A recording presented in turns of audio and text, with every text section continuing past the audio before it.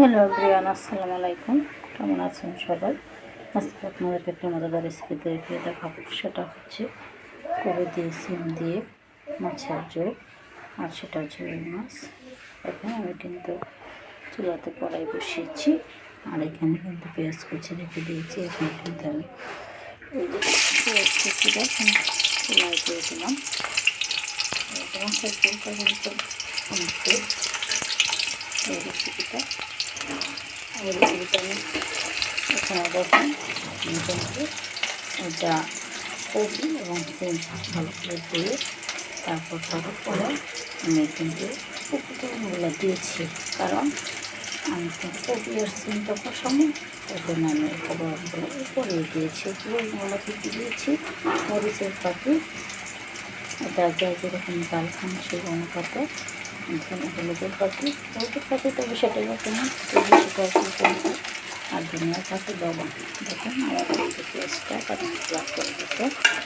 এখন আমি এই সবজিটা কিন্তু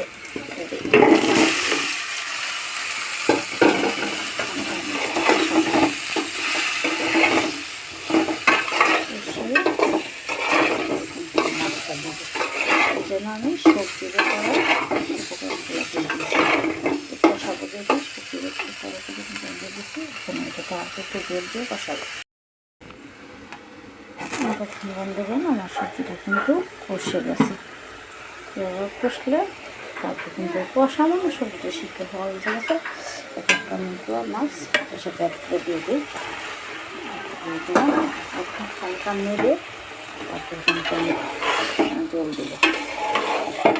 দেখুন রেসিপি মাছের ঝোল, এটা কিন্তু আমাদের স্বাস্থ্যের জন্য অনেক উপকার। এটাকে নাড়লাম, এখন কিন্তু আমাদের মধ্যে জল দিয়ে দেবো। এবার কিন্তু সবজিটা কিন্তু অনেক টেস্ট। দেখুন বন্ধুগণ, আমার ঝোলটা কিন্তু হয়ে আসছে না, অর্ধেক হয়েছে। এখন আমি এই পেস্ট পাতাগুলো এটার মধ্যে দিয়ে দিলাম। তারপরে আর একটু পরে কিন্তু আমি আরও মশলা অ্যাড করবো। সেটা হচ্ছে কাঁচামরিচ, ধনিয়া পাতা। দেখুন এটাকে কিন্তু পেস্ট করে কিন্তু অনেক টেস্ট হয়। দেখলাম আর একটু হলে মতো হয়ে যায়, এখন রেখে দিই। দেখুন আমার ঝোলটা কিন্তু হয়ে গেছে। এখন কিন্তু আমি তার মধ্যে ধনিয়া পাতা বেছানো মেসেজ করবো। এই জলটা কিন্তু আসলে আমাদের স্বাস্থ্যের জন্য অনেক উপকার, কারণ শীতের দিন শরীরের মধ্যে নেই পানির অভাব থাকে, কারণ মানুষ কিন্তু পানি কম খায়। সেজন্য শীতের দিন কিন্তু জলের পরিমাণটা বেশি খাইতে হবে। তো এখানে আমি লবণ দিলাম, লবণ হয়ে গেছে। আমি এখানে তেল দিচ্ছি, লবণ দিয়ে জল রান্না করলাম। কিন্তু আমি শেষ ধনিয়া পাতা কাঁচামরিচ করে দিয়ে দিলাম। এই যে একটা কাঁচামরিচ করে দিয়ে দিলাম। এটা আমার তরকারিতে সবজি দিয়ে দেওয়া শেষ। এটা হচ্ছে আমার শেষ মুহূর্তে উপকরণ দিয়ে দিলাম। এটা দেখুন কিন্তু কিন্তু আপনারা রান্না করবেন। এটা শেষ মুহূর্তে দেওয়ার কারণ হচ্ছে যে শেষ মুহূর্তে দিলে কী হয়, এটা কিন্তু যে সবজি ধনিয়া পাতা এবং কাঁচামরিচ এটার যে দাগ এটা কিন্তু সবজিতে যায়। তো দেখুন এটার মধ্যে রেখে দিই, তারপর কিন্তু একটু পরে এটাকে উঠাবো এবং আপনাদের পরিবেশনটা দেখাবো।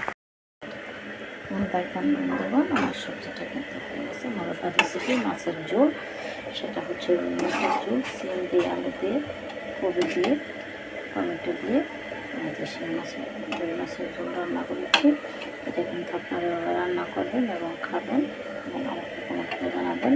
এটা কিন্তু আমার সুস্বাদু রেসিপি। আসলে ভালো থাকবেন।